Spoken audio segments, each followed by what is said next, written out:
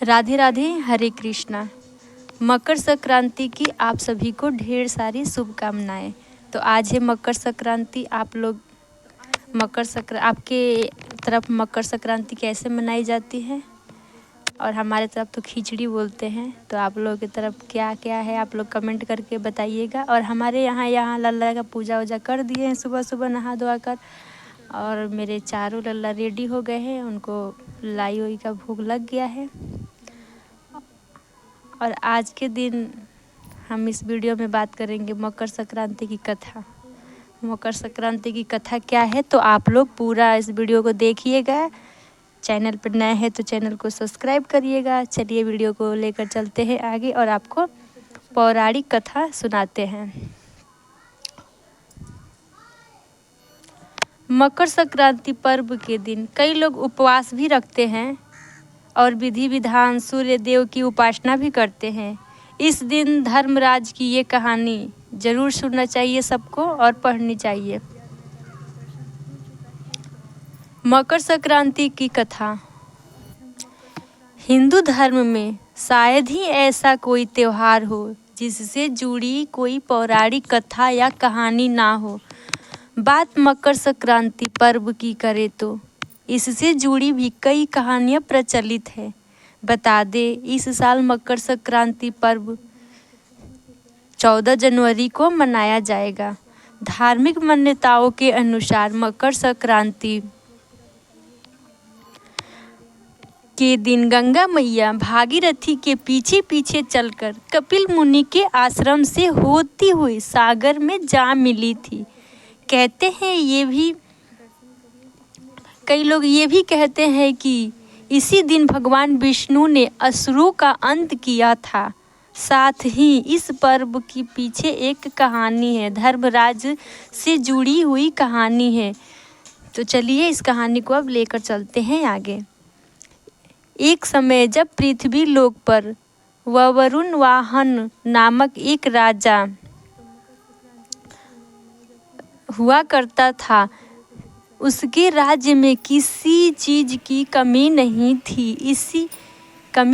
थी। राज्य में एक हरिदास नामक ब्राह्मण भी निवास करता था, जिसका विवाह गुणवती से हुआ था, जो कि बहुत ही धर्मवती और पतिव्रता महिला थी। गुणवती ने अपना पूरा जीवन सभी देवी देवताओं की उपासना में लगा दिया और वह सभी प्रकार के व्रत भी करती थी और दान भी किया करती थी। इसके अलावा अतिथि सेवा को वह अपना धर्म मानती थी।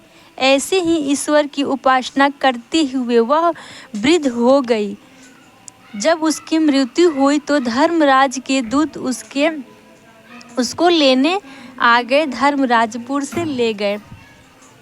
यमलोक में एक सुंदर सिंहासन पर यम धर्मराज विराजमान थे और उसके पास ही चित्रगुप्त भी बैठे थे।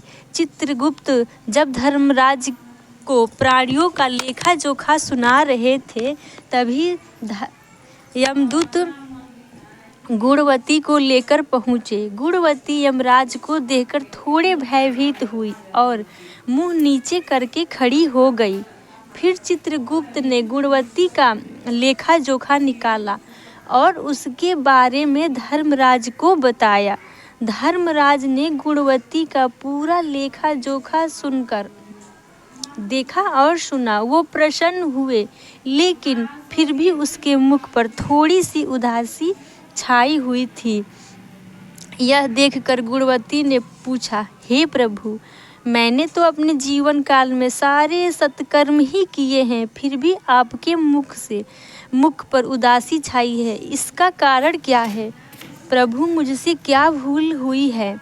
धर्मराज ने कहा, हे देवी, तुमने सभी देवी देवताओं के व्रत किए हैं, उपासना भी की है, लेकिन कभी भी तुमने मेरे नाम से कुछ पूजा पाठ या दान नहीं किया।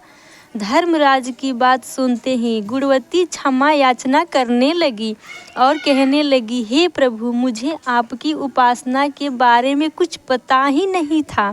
कृपा करके मुझे ऐसा उपाय बतलाइए प्रभु, जिससे सभी मनुष्य आपकी कृपा के पात्र बन सके।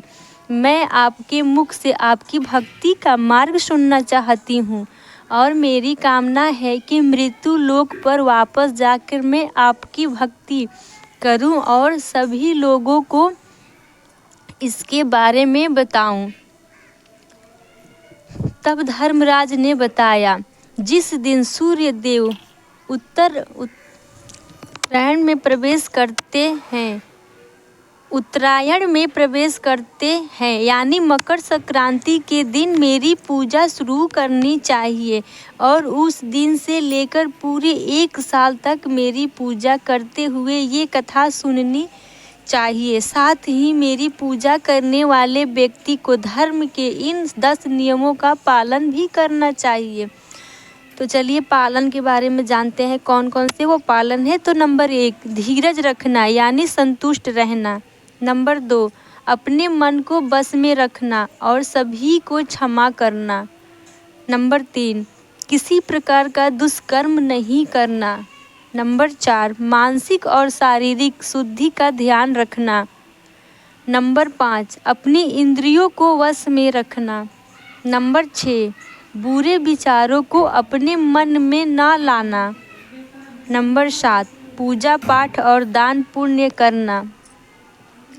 नंबर 8, व्रत रख करना और व्रत की कहानी सुनना। नंबर 9, सच बोलना और सभी से अच्छा एवं सच्चा व्यवहार करना। नंबर 10, क्रोध ना करना।